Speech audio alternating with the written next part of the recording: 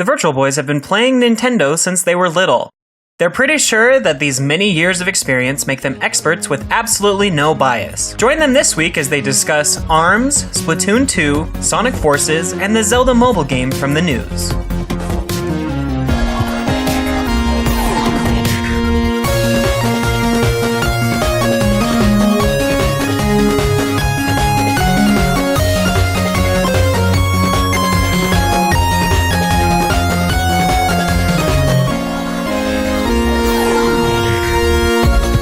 You're listening to the Virtual Boys podcast by Nintendo City.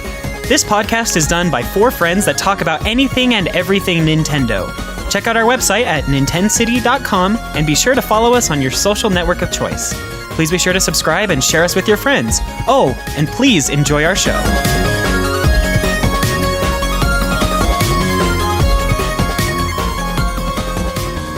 Hello, everyone, and welcome back to the Virtual Boys podcast, a Nintendo podcast about Nintendo things. I'm your host, David. As soon as I saw you aimlessly wandering around the square, I knew you were the one. Accompanied today with James. My Sonic OC character is called Galaxy, and he has the power to shoot liquid stars that from the Milky Way through his fingers. Also accompanying us today is Cole. For Eel, it's a pleasure to be here. Cole is a guest on the show today, but he helps write articles and keep the website going. Jordan and Skylar couldn't make it this week. They've had some scheduling conflicts, but we'll just keep going. In this week's episode, we're going to talk about the ARMS Direct that happened earlier today, actually, as well as the Sonic Forces trailer that introduced the custom characters. We'll close off the episode with a discussion about the rumored Zelda mobile game that's in development as well. Before we get started, I'd like to take a moment and thank you for listening. Your support means the world to us. We'd like to thank our Patreon supporter, Chris, for sticking with us for so long. If you want to join him in supporting the podcast, we'd very much appreciate it. You can support the show by going to patreon.com/NintendoCity. I finally figured out that Patreon will actually let me upload full episodes there, so if I can get the editing done, we can have secret RSS feeds for our Patreons, and they can listen to the podcast episode before it goes live anywhere else. Secrets? Yeah, secrets. I can give you my whole backstory for my fan fiction character. It's really good. Yeah, maybe we'll have to do some exclusive content for our patrons. Anyway, let's head right into the ARMS Direct. We'll start with the ARMS portion of the ARMS Direct. ARMS portion of the ARMS Direct. Well, because it was mostly about ARMS, but then they threw in a little Splatoon at the end. The main portion. Oh. Yeah, the majority part. So like 90% of it. Yeah, pretty much. Actually, probably more than 90%. The Splatoon 2 trailer was, like 2 minutes long, and the whole Direct was like 20, 30 minutes. Anyway, so I want to quickly talk about the 3 new characters that were introduced. I mean, I guess it's technically 4, but they're grouped together as 3. You've got Bite and Bark, which are a set of robot fighters. They're pretty cool. Along with Twinella, a movie star, and Kid Cobra. Yeah, Beyonce. And Kid Cobra is a streamer. What do you guys think of these new character designs? I think that Everybody loves streamers! they all look really interesting. I mean, it's nice to see that they're adding more depth to the game. There's going to be more characters that move a bit differently. The attacks are a bit different. It's a lot more fleshed out than we originally thought it was going to be. Exactly. That was my first impression as well. Well, I'm happy to see that they've reached the 10 character mark, and these character designs look really good. I know some people were complaining that it kind of looked bland, and I'll admit, Ribbon Girl and Spring Boy Man, whatever his name is, I can never get his name right, are kind of bland. They're kind of normal. I mean, sure, Ribbon Girl's a pop star, but they're just not very good, very creative, I guess. But I guess you got to have the basic characters or the cookie cutter characters. But as we've gone on, and now we're up to 10, these characters are a lot different, and they have their different abilities and pluses and or disadvantages and advantages. So I personally, I can definitely see the potential in this game. I thought I saw potential when it first came out, so I'm definitely a believer. And if I could genetically fix my arms to be springy, I wouldn't do it. I thought that was really interesting in the trailer too. When they were talking about the characters, they mentioned, like, this is a little piece of lore, I guess, that the characters that you can play as most of them were born with this special ability. Like, they just found out that they had it one day, and it's like, oh, so this isn't normal for everybody else in this universe. Not everyone has these arms. That's kind of funny. Yeah, how do you just wake up one day and, oh, I didn't realize I could reach all the way across the room? So this is puberty. Like you were talking about, James, I think that, like, having these characters, they're very distinctive. You know, that they had the sort of bland characters and a couple distinctive ones when they first announced it, but now, you know, there's a lot and they all stand out. Like, you're not going to confuse one for the other. You're going to know who they're playing just based off the look of it. Totally. Yeah, I mean, you know, when you do rank battles, I mean, I'm not sure how competitive this game will be.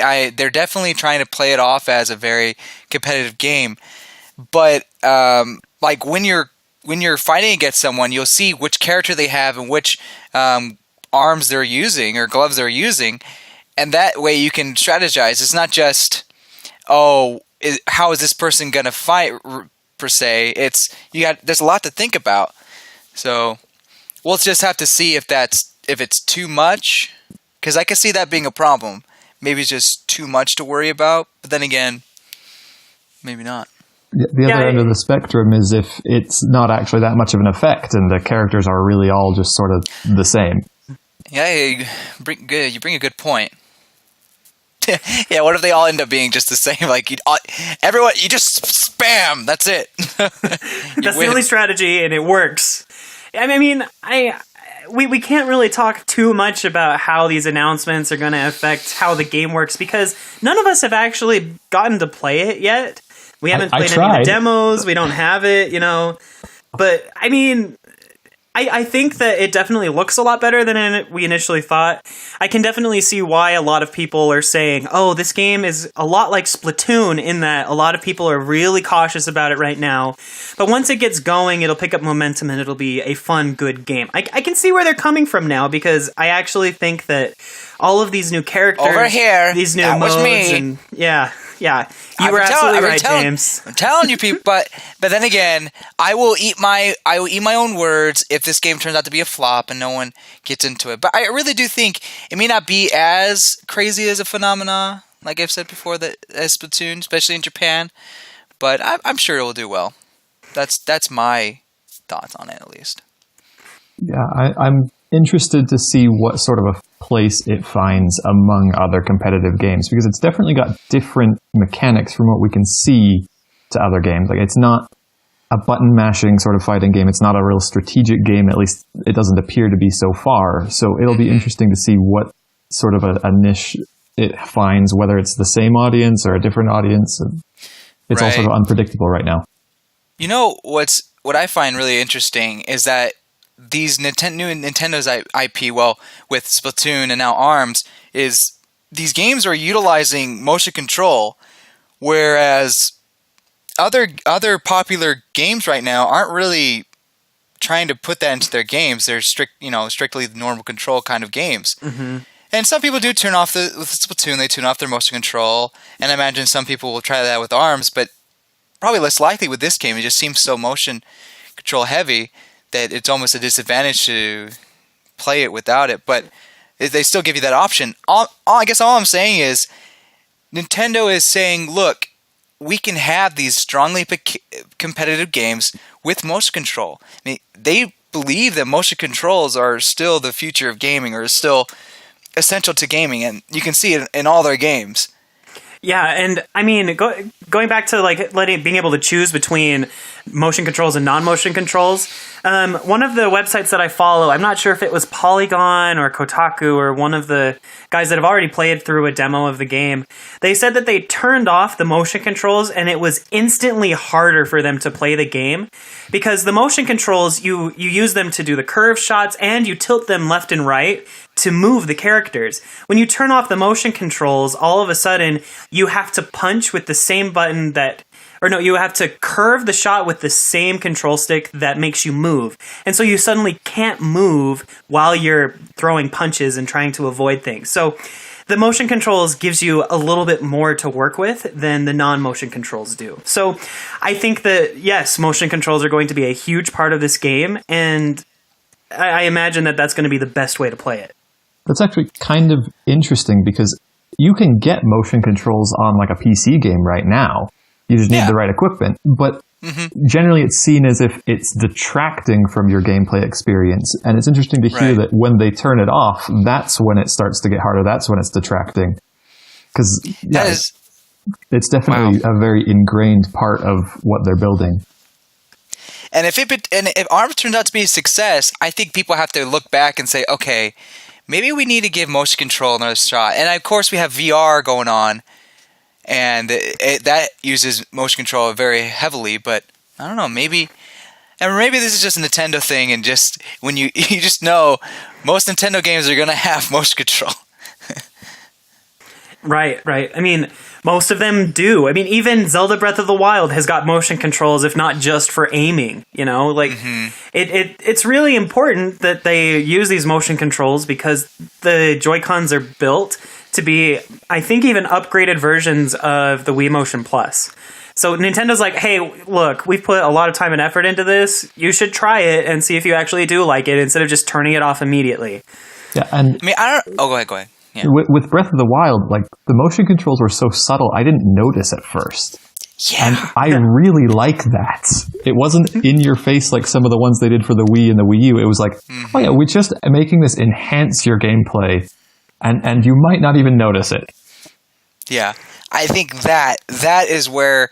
That's when you know, okay, motion control can have a place in gaming. And that, at least that's my opinion, and I think you guys agree with me, is that when it's just there and it enhances, is not hindering, then I think it's when you have something really good there. Oh yes, absolutely. Can I ask real quick? So we mentioned those 3 new characters revealed. Yep. Which one for you guys was your favorite? For me, it was what was his name? I had it in my head. The King Cobra. Yeah, Kid Cobra. Kid Cobra. Oh, dude, I really like him. He looks cool. Yeah, he's pretty sweet. I don't know. I really liked Kid Cobra as well. I think that Bite and Bark are a cool concept design. But what's fascinating to me is Twintella, however you pronounce that. I can't remember. Her hair are her arms. Like, I think that's hilarious. That is an interesting difference, isn't it? Like, I was watching Polygon. They uploaded like 5 minutes of gameplay of her right after the direct, and I was just like, it is so weird seeing her put her hands on her hips and like doing little motion with her hands while she's punching with her hair when every other character is like punching with their arms. It's interesting. I honestly, like, they're teasing some sort of bad guy in the trailer. I think they just need to be aware of her because her hair is sentient. There's something going on. Yeah. For myself, I think it's kind of hard to pick a favorite. I mean, especially since they're all so interesting, but I'd probably have to side with Kid Cobra on this one. He just got a little bit more mystery behind the character than the other 2 that they announced. Yeah, I mean, a robot and a pop star. I'm just kidding. And that's actually part of another thing that I enjoyed about this announcement today was that the maps and the characters added a lot more depth to the story as well. Yeah. They're not directly putting it out there, but you can tell that they've put a lot more thought into it, or it looks like they have, and I'm hopeful that they have, and it's not just, you know, they're doing this because it looks cool. I'm hopeful that this is hinting at more lore and more story, because that's really what I enjoy in these sort of games. Yeah, I feel the same way, especially about Splatoon. You know, I mean, we'll talk about Splatoon 2 in a moment, but it's really nice when I get to see little bits of story in weird games like this. Like, I was honestly surprised that, you know, they came out and said, oh yeah, this arms thing, it's not normal in this universe. They just do it because they're born with it somehow, and they use it to fight. Like, that was a cool little detail, and it just, like, made the game feel more realistic to me in a sense. I don't know. I agree with you, Cole.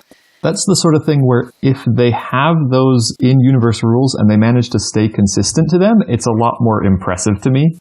Instead of it just being this random, frivolous, we're doing whatever's cool because we could do anything. We're the developers, sort of an attitude with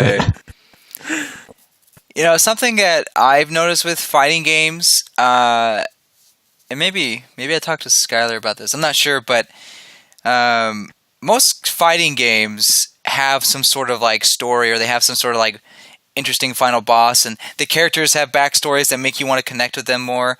And Street Fighter, Tekken, most fighting games have that. I think the only one that's been a success that I can think of has been Smash. But even Smash brings characters that already have backstories, and they try with stuff says MStry.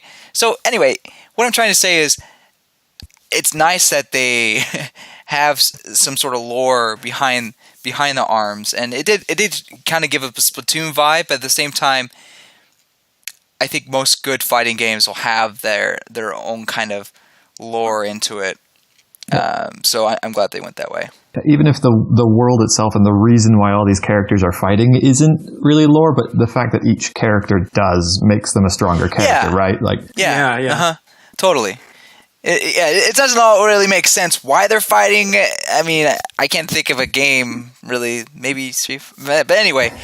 But just the fact, each character themselves has interesting stuff about them. It's pretty nice. Yeah. Yeah. Moving on a little bit, I wanted to ask you guys what your thoughts were on some of these versus modes that they released, especially the addition of volleyball and basketball. I mean, officially called V-ball and hoops.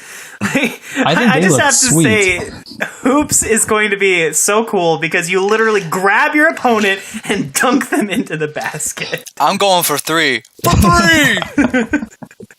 Yeah, knock them back with a nice sucker punch, land them in the hoop, you win. I wonder how hard it is to actually like shoot. Like, is it automatic if you can knock down the combo? Does it just go in, or I don't know. I mean, you can grab people in regular fighting mode just by shooting both arms out at the same time, right? And you can dunk by aiming. Yeah. So I don't know. Yeah, there's a lot still to be seen. Like I said, I'm hyped for these. They look pretty awesome, and yeah. Again, it shows that there's a bit more depth that they're doing in the development than we saw before. Like, there's more than one game mode. Yeah. That's making me excited for it again.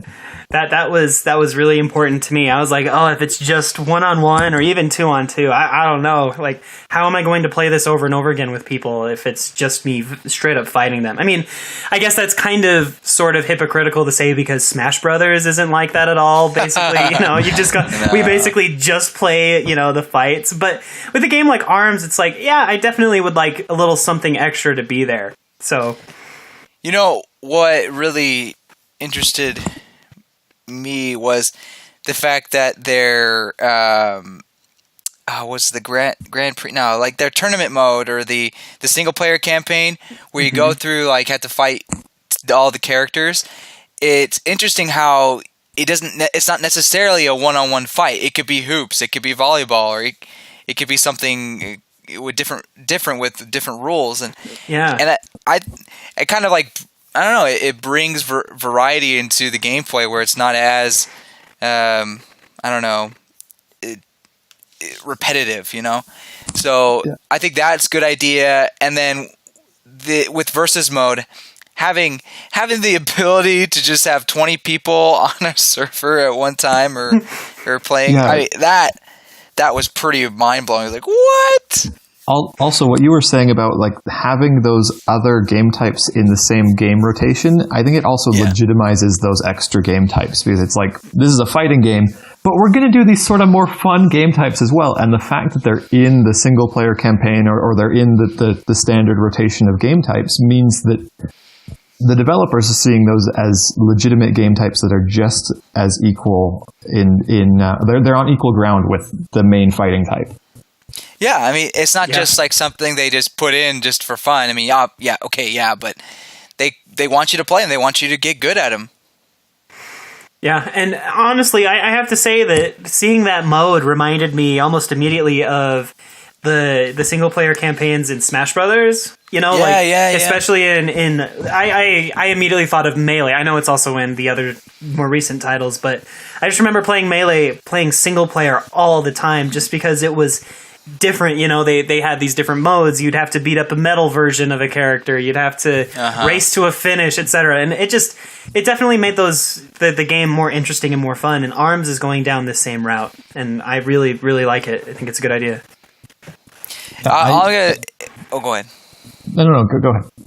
Oh well, I've just mentioned, but single player, that boss at the end, like, it looks like it gets pretty heated, pretty epic, because they show they show him like maybe in his first phase, but then he kind of gets like even crazier or something like that. I mean, it's the typical in-game or end of the first player campaign fighting mode boss, like yeah, like it's just typical. Like, oh, he's the big baddie of them all. But at the same time, I just gotta get excited because those fights are generally really fun, and sometimes the boss is like OP. And have you ever played Tatsunoko vs. Capcom?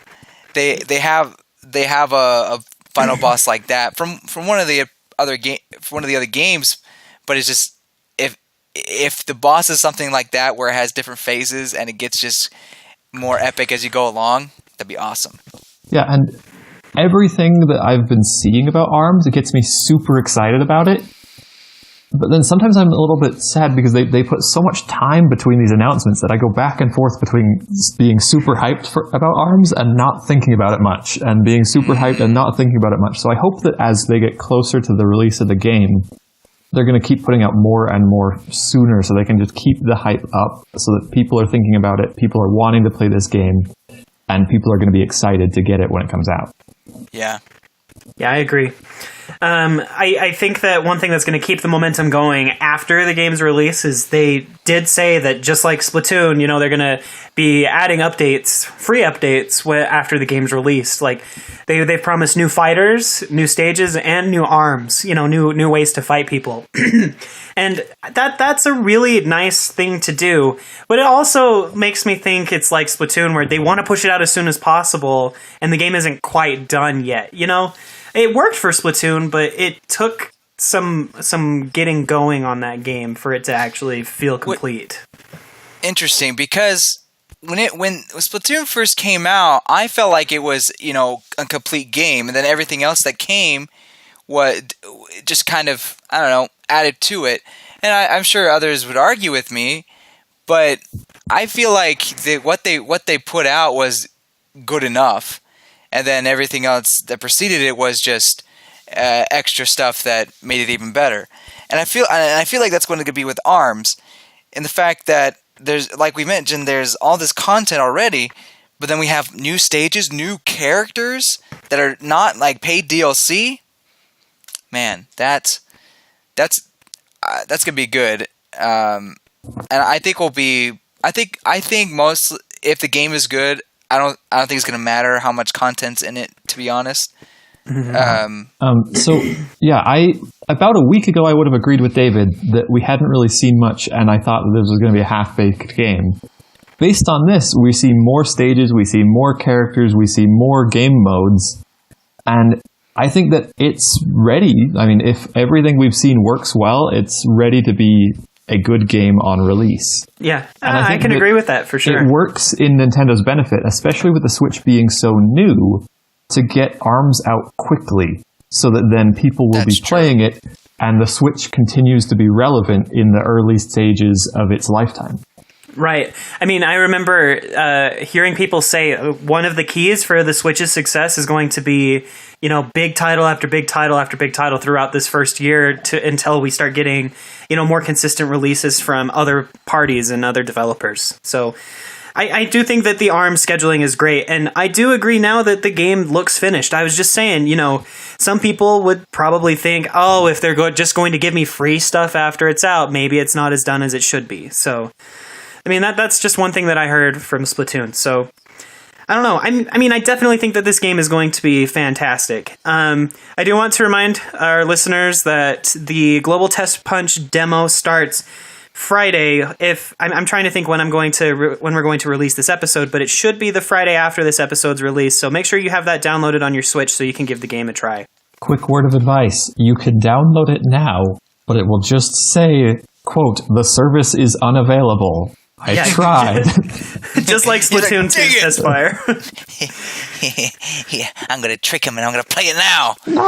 Nope. I didn't want to trick them. It's just always worth checking, you know? I just want to see. Well, Cole, you mentioned that you're worried if you're going to be able to keep the hype up until the game comes out.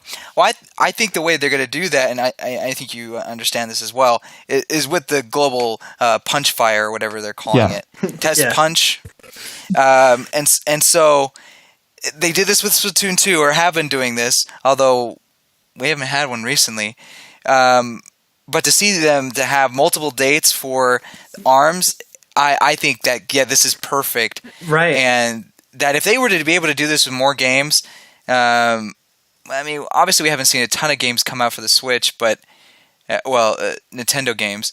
But if we were able to see more games do this as kind of like a mini demo, you can only play it during this time. I think that Nintendo could garner more hype and more interest in some of the games. Yeah, but again, we haven't had a whole lot of them.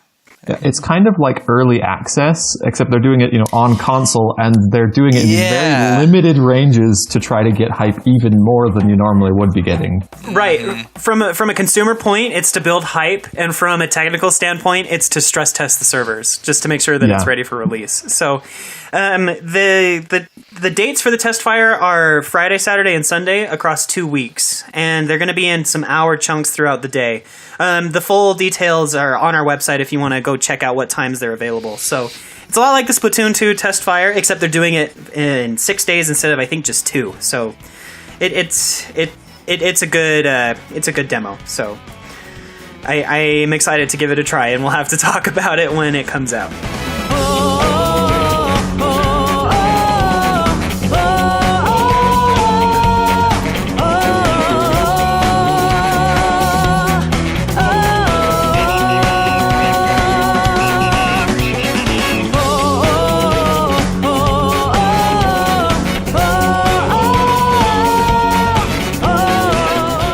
Should we move on to Splatoon 2 and what we saw in the Direct? Yeah, I was super happy to see Splatoon 2. I mean, I loved the first Splatoon. I actually didn't get into it until after it was released, after it was released, several months. But I don't know. I enjoyed it. I thought it was fresh, and I'm looking forward to the second one, too. Fresh. Yes, it was very fresh. I missed that, actually, but what do you guys think of it? I really enjoyed it. I mean, I'm a sucker for Splatoon, and I was really incredibly happy that they were releasing something about the story. And especially the single player campaign. When we saw the first trailer, we saw Marie just standing there all cool, and then in this trailer we finally see where she is and why she was standing like that, and she turns around and talks to the player, and it's cool to see these interactions. And I'm going to miss Captain Cuttlefish from the first game. We assume that he's either passed on or he's doing something else, but it's really cool that Marie is going to be in charge of the single player campaign. And if you'd notice throughout the parts of where you were on the stages and such, Sheldon is going to play a role in the campaign as well. And he didn't do a whole lot in the first game. He just kind of ran the shop. He's like, "Oh, you found my grandpappy's design, awesome!" And now he's like, "Hey, I want you to test out this weapon so I can get some field test data and stuff." And I think that's a really cool way to bring him in. Yeah, honestly, I am not really going to miss the guy from the first campaign. I've already forgotten his name, but partially because he didn't mean anything in it. He was just some random guy who was telling you to do things, which is why I'm really excited that it's not going to be that way for Splatoon 2. Cole, did you finish the single player campaign? Yes. Captain Cuttlefish is Callie and Marie's grandfather. And he was an old war veteran from the first Octoling War. But the Splatoon 1 campaign didn't make me care about that. I think I care more about it because I watched Chugga Conroy's Let's Play of the whole series, and I watched every episode. And because of that, he was able to show all of these cool little details in the stage, and share a lot of the theories and opinions going around the internet. That's stuff that you don't really get unless you went way deep into it. And that's kind of what I feel like they're trying not to do that again. Like, they're choosing Marie, they're choosing a character that you know from the first game and that everyone liked. Like they were the icons for Splatoon for quite a while. Yeah, exactly. And so I'm excited that it's these characters that you already know, you already care about, and you don't have to go way deep into the lore to understand exactly what's going on. Yeah, I'm with Cole on the fact that, I mean, I love Captain Cuttlefish's design. I like crazy old men. They're funny. He's interesting from a character standpoint, but right. But at the same time, there wasn't much to connect to. He was just telling you what to do, and like, okay, as long as I get more points or whatever. Right. No, when I looked at the trailer, yeah, you can obviously tell that with Marie there, like, there is more connection and it's a little more humor, and a little more meaning to what you're doing. However, I'm under the impression that it's going to be a little more of the same, just basically the same kind of a story. I mean, what am I trying to say? The story will be improved, but only a little bit. Like, yeah, I'm not expecting like a grand story. Now, if they do and blow me out of the water with like, oh, that'd be awesome. But I'm expecting more or less the same campaign. Actually, I'm expecting just a little bit more in depth, but besides that, I mean, we have to remember that Splatoon 2 is a shooter game first, like a multiplayer shooter game first. And yeah. But the thing is, I did want a good campaign and I totally agree with that. Actually, and what I have seen, like, the stages look really cool, really fun. They have some new concept they're throwing in there. But I guess maybe I'm just like trying to put my expectations down so that I don't get really too excited. Then I play it, I'm like, and that's fair. Like, the Splatoon 1 campaign wasn't really anything special. Like David said, it was intended to be primarily a multiplayer shooter game, and the campaign was just sort of a way to introduce you to the mechanics and introduce you to how you were supposed to play this game. Looking at the Splatoon 2 one, it looks like it's aiming to still fulfill that same role. So, I don't expect some masterpiece of story, but I am liking that they're making improvements on the things that I felt were lacking in the first one. Yeah, and that's very good. That's true. I totally agree. And like you said, with Marie there, like, we'll probably end up caring more about what we're doing. I mean, I guess stopping the Octolings is pretty cool. Like, yeah, just get. But if I gotta do it for Callie, like, sure. Yeah, Splatoon 1, went to get the Zapfish. Now you're going to get the Zapfish and get Callie back. But yeah. I also really liked to see that there's more weapons. The movement looked really sweet, like the rails, sliding on the rails, instead of just being like in it, you can now like shoot on top of the rails. That looked like it's going to have some interesting sort of gameplay things. Absolutely. Like, it wasn't much, but again, just like with ARMS, it got me hyped again, and I was excited to see it, and I really enjoyed it. Yeah, I'm really, really excited for Splatoon 2. I think it's going to be a fantastic game. I really do. And I mean, one of the first things that I noticed was you get different weapons in different stages. It's nice that I don't have to just have the splatter shot. And it forces you to learn how to play different weapons within the story mode. And I think that's just a nice little detail, just to, expose people to new weapon classes instead of just being like, oh, hey, maybe you should like try this in multiplayer mode. No, instead you're like getting the exposure in story mode. Well, I think that's just one way that it will improve the story mode, is having areas or levels where now you need this weapon. And I mean, I know some people like to have the freedom to choose, but at the same time, it's kind of nice to have an obstacle based on the weapon that you have, and you have to figure out how to get past the level because of the weapon. I think one thing it will help the first player campaign. Right, and I do want to. Oh, go ahead, Cole. Yeah, just sort of going along with that. in the Splatoon 1 campaign, if you were really good with the splatter shot, it wasn't too hard. But if that wasn't the weapon you liked, if you preferred a roller because you were just better with that, then the entire campaign was harder. And so with Splatoon 2, like, there's going to be parts where the ones that you feel you play best with are what you're using, and that's going to be the easy part, and there's also going to be challenging parts. And I like that it's going to be about the same for everyone because of that. Yeah, and I do want to mention, like, I do know that you can play some of the campaigns in Splatoon 1 with different weapons. The amiibo challenges, some of them let you play through levels with the sniper, and other challenges let you play with the roller, but it's the levels weren't designed around those, and so there aren't challenges specifically for those. It's just like an extra challenge to unlock some things with the amiibo. But plus, that's amiibos. You know, only the cool kids get amiibos. Not everyone gets to do that. Right.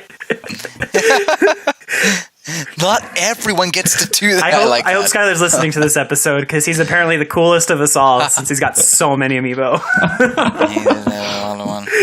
Well, yeah, my brother has a Splatoon amiibo. I bought my. That's like the only one. I bought my little brother the Splatoon amiibo for Christmas, so we've got those here.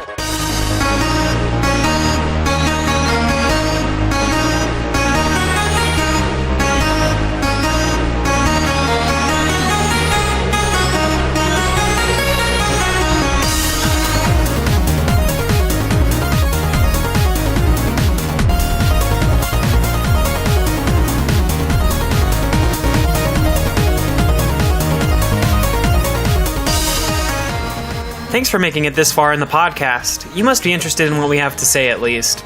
I'm just going to hop in here and break up our discussion for a minute to remind you how much your support means to us. Without your support, we wouldn't want to continue the podcast and continue getting it out to you. If you want to show us your support, we'd very much appreciate it if you'd share this episode with your friends. You can do that by heading to the show notes as found in the description of the episode. Another way to show support is by subscribing on whatever podcast service you use. You'll get access to all of our episodes, and we'll get our newest episodes as they're released. Another way to show your support for the podcast is by leaving an iTunes review. One of the ways that iTunes figures out what podcasts to recommend to others is through the ratings a podcast receives. Writing a review and rating it 5 stars only takes a minute and will greatly help our rankings in the store and get more people like you to listen to our show. The final thing that I'll mention here is our Patreon page. I know that I mention it a lot, and I know that some of you might be getting tired of hearing this, but it's how we get funding to keep our podcast going. For just $1 a month, you'll get access to some of the behind-the-scenes content and have a voice on what we do with the show. For $5 or more, you'll get access to our podcast episodes as soon as they're done with editing. I cannot guarantee when that will always be right now, but it will be earlier than anyone else. You'll get your own private RSS feed for these exclusives. We're still working on higher reward tiers and prizes that we'll give, so those are subject to change at any time. All patrons will also get access to our Patreon-only Discord channel. We're going to keep these rewards and keep them refined, so thanks in advance. We also want to let you know that with Patreon, you don't have to necessarily commit to donating every single month until the rest of your lives. If you can only afford to help us for 1 month, that would be greatly appreciated. You can cancel your subscription at any time, and any amount that you can send us is very much appreciated. So please be sure to share, subscribe, review, and check out our Patreon page at patreon.com/NintenCity. Anyway, I'll stop talking and we'll get back to the discussion at hand.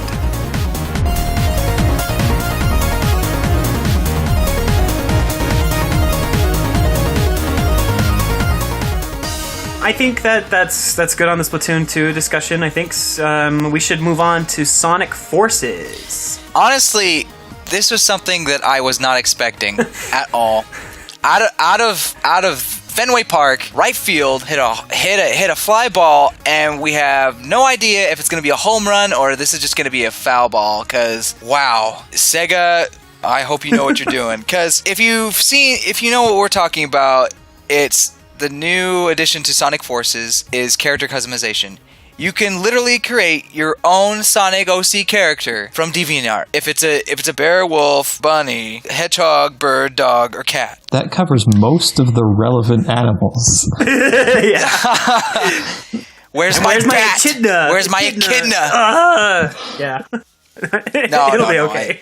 So I don't know. I guess what I want to hear first is this, what was your reaction when you saw this trailer? I don't know if that's possible to put into words, James. You're asking too much. I'm just kidding. I was surprised. Like, wow, that's a first for Sonic. Like, and when I first saw it, I honestly didn't even think of all of the OC characters that are all over the internet. I didn't even think of that. I'm like, oh, cool. I can create my own character. Really? I really didn't think it until I was like, man. oh, I saw, like maybe 20 minutes after the video or something. I saw. Honestly, the moment I saw it, I was like, is this a joke?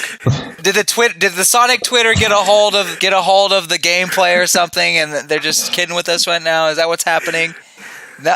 Right, but I mean, it didn't dawn on me until I saw a post on Facebook that was like, in the new Sonic game, you can create your own fanfiction character. And I was like, oh no, what have they done? That's when it hit me. So, yeah. I don't know. It's a cool move, but I really hope Sega's okay with this direction. Well, I mean, they better. I think they are, because they made it. It's just, I guess what I'm wondering is, well, actually, let's hear Cole's thoughts. Cole's, what are your thoughts? I don't know. Like, the Sonic games to me have always been very hit or miss. Some of them were really exciting, some of them were really fun, and some of them just weren't as engaging. So this whole game, I'm sort of a little bit cautious about. The character customization, it's definitely something that I never would have expected, just like you guys were talking about. It's almost as if like a Mario game decided that they were going to allow you to play as your Mii. Like, like Yeah. Mario and Sonic are both these very iconic games where the main character is the game. And so I don't know. I really don't know what they were thinking. Like, watching the trailer, Sonic looks almost like a sidekick. And I don't know if that's what they were intending, but that's sort of how it looked to me. So, I mean, yeah, I just don't know. I understand having like your custom character in the middle, because that's what they're trying to showcase. But at the same time, it's like, I don't know. Well, at least we know now that what Sonic Forces means. Because I was wondering, what the heck is the Forces? Why? Because of his teams? There's like, it's because of all the fanfic characters. See, this literally means that your fanfic character, your OC character, is canon. As long as it's those animal As long types. as you play as them, they can be canon. They can be canon. Oh, boy. Maybe they'll just add some qualifications. You have to beat the game with them for them to be canon. Like, only the best players get their fanfic canon. Yeah. So I'll make sure I sabotage everybody so Galaxy, my fanfic character, can be canon. Sound plan. So it's going to work. It'll be great. One thing, if Sonic Forces is a success, I want to say that maybe this means that games need to go to where their fan base is. What I mean by that is not everyone, but a good portion of Sonic fans were these people who were making their own Sonic Universe characters. And if this game is a success, it's kind of a a sign that needs to happen for other games, I guess. Well, not for everything, but it's definitely a direction that people could go. I mean, look at Fire Emblem. I think Fire Emblem has gone kind of the same way with the waifus and stuff like that. Their fan base were into these characters, so they kind of pandered to that side. And now Fire Emblem is one of Nintendo's best-selling franchises at the moment.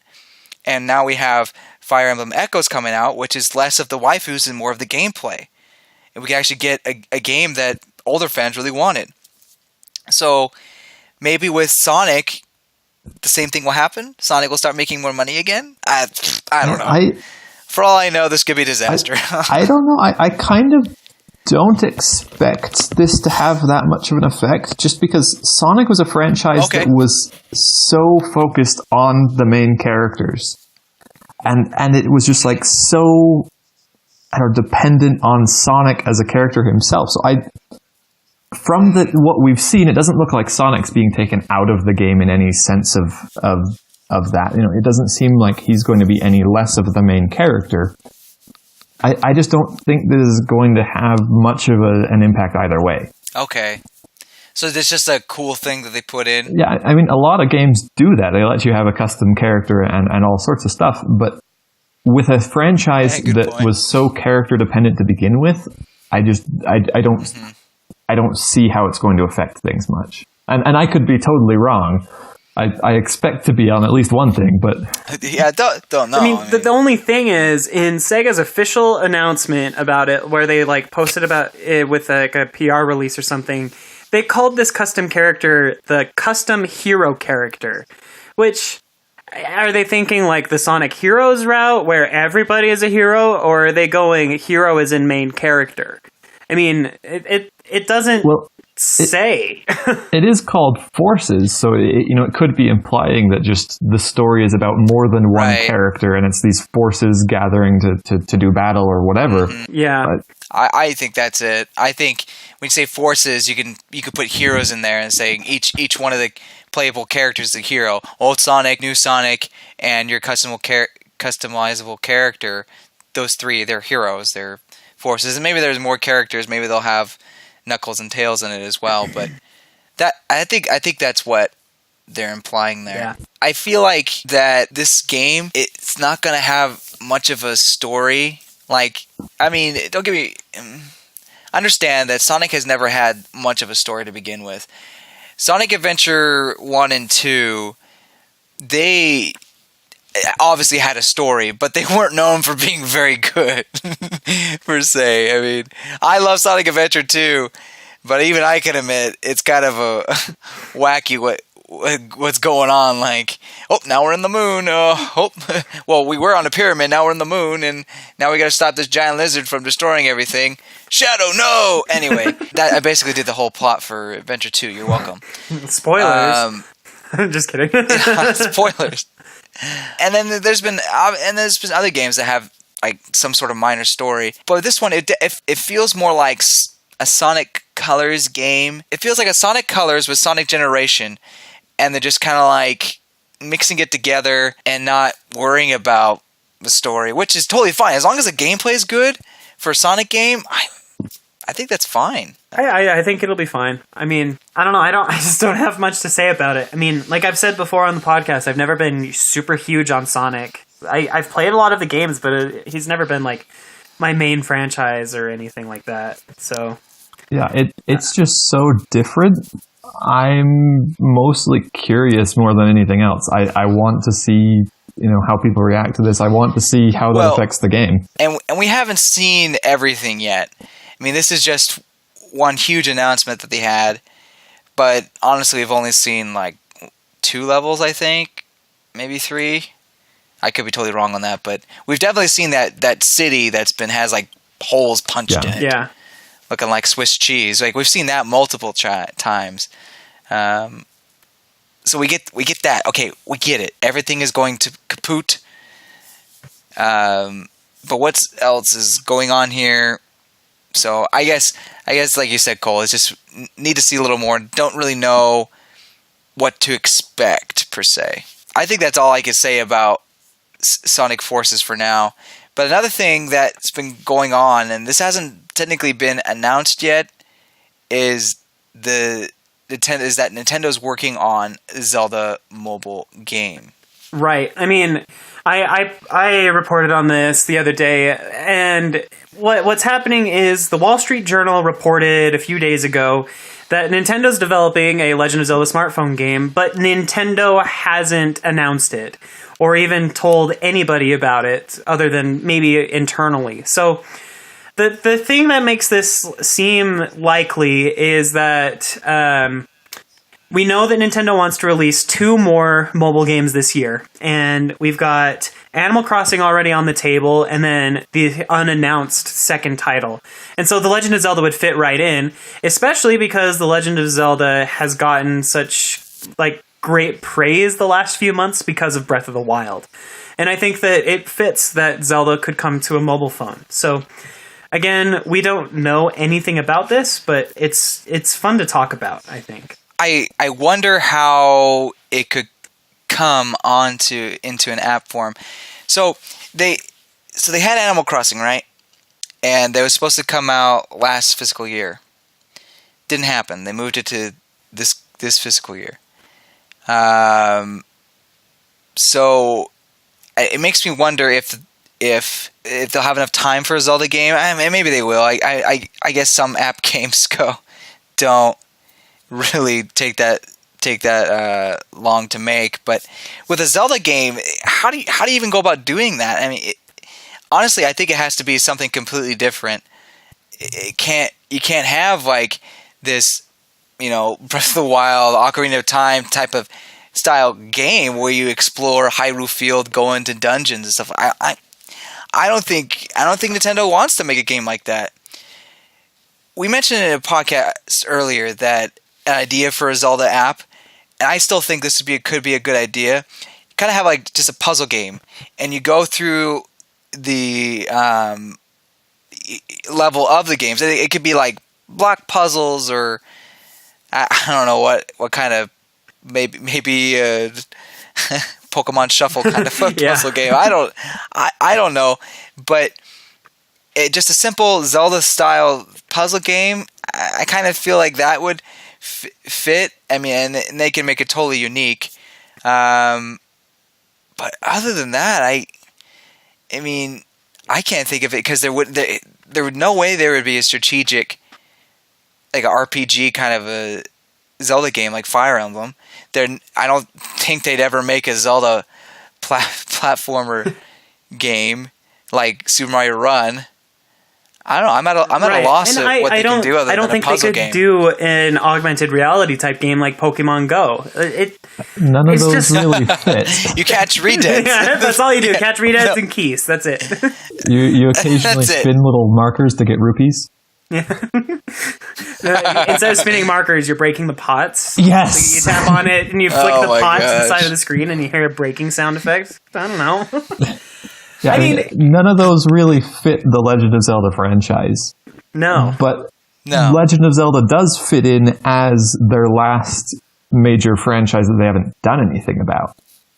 Yeah, on mobile, yeah. I mean, I totally believe that's definitely something that they could be working on. And I mean, I just, like you guys, I don't have any clue what they'd be doing with it, because I mean, they're not going to do a full game because that would compete with Breath of the Wild, especially since the Switch is such a mobile platform. And if they simplify it too much, I'm almost afraid that it's not going to feel like a Legend of Zelda game. Like some of the other mobile games they've done have come very, very dangerously close to that, where it doesn't feel like the game it was intended to be. I just had an idea, but this may be a little stupid. What if it was just a 2D Zelda game, but very simplified, like almost like the NES game? Or what if it was an NES port? Or that'd be almost so like a that'd be classic silly, Legend of Zelda game. Or what if? I guess, or take the Breath of the Wild. NES that's what I was thinking. It could be had. the Breath of the Wild NES game that they built as a prototype. I guess that'd be cool. I mean, I could see them doing like a simplified top-down, return to the classics style Legend of Zelda game. Or maybe they could do a 2D adventure game sort of in the vein of Paper Mario. But both of those are still very more in-depth games than they've done with their other mobile games. Right, like that type of a game fits way better on a console than it could ever on a mobile device. I mean a mobile phone. That's what I'd like to see on a mobile device, but that's what I don't expect them to do. Especially knowing Nintendo. Right, like having like a 2D Zelda game, kind of like the NES, it almost feels like a ROM hack or just, like like an emulation. Emulation, right? That's the word. And I mean, maybe Nintendo would do it, and they have kind of the new form, in the Breath of the Wild 2D prototype thing.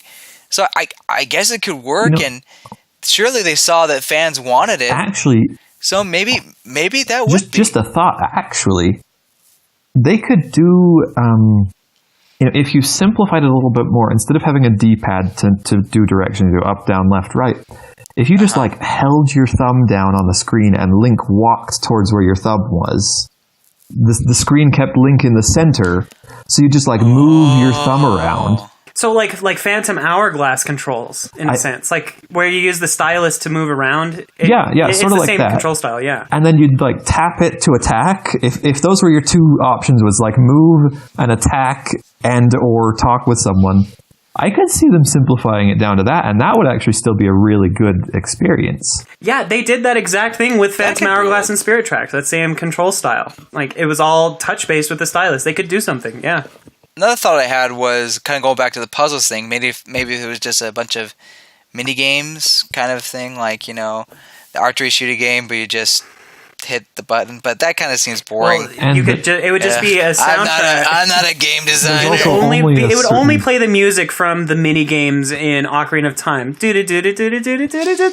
like over and over again on infinite loop. That's all it would be. Another thing with that is that there's only a certain number of mini games that they can put in there. They'd have to continue updating it with new mini games for it to stay interesting. This is not just like some small company who's making a game for the heck of it, like everyone's making an app for the heck of it, like everyone seems to be doing. It's Nintendo, and they're trying to do this for profit. We saw with all the games they've had so far. They're trying to make a profit of these games. So maybe the 2D Zelda is the only way that works. I still think a puzzle one could work. Just thinking about that, if it was sort of like a classic overworld style map, and then you'd click on a place and you have to solve a couple puzzles to clear that place, and then you'd go to the next place, solve a couple puzzles to clear that place, put in some dialogue trees or something, and it wouldn't be like any other Legend of Zelda game, but it might be close enough for a mobile port, or a mobile release, but maybe. I don't know. I don't know. I feel if this rumor is true, I'm interested to see what they do. Yeah, I definitely am. For me personally, all the other mobile releases that Nintendo has done, I don't know. I feel like they've all just not stayed true to the original franchises, and so I'm kind of, while I'm excited to see what they're going to do, I'm also kind of scared for one of my favorite game franchises ever, because I don't want to see something come out that's just meh, because that's not how Legend of Zelda is. I get you. I will say though that I've been pretty much impressed with all Nintendo's apps.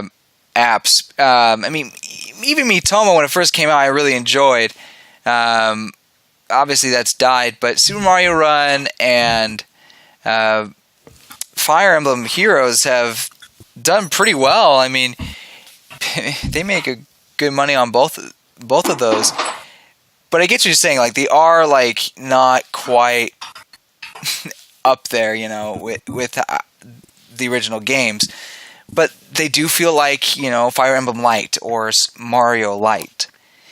And if they can somehow get that with Zelda, I'm okay with that. That's okay. Yeah, we'll just have to see, I guess. Right. That's the whole thing with these rumors, especially when it comes down to games that, we can't even think of how they would do it. If Nintendo's doing it, it means that they probably figured out how to make it work. So, with Pokemon, Mario, and Fire Emblem, I think we all could say, oh, yeah, totally saw this coming. When we were talking about Fire Emblem, that was one of the thoughts we had. It's this is what they'll do for a mobile game.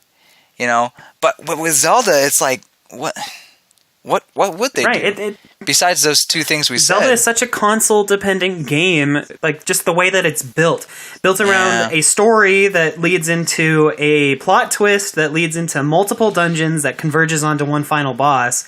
Every game has been like this, except, a couple of exceptions, especially Breath of the Wild in a way.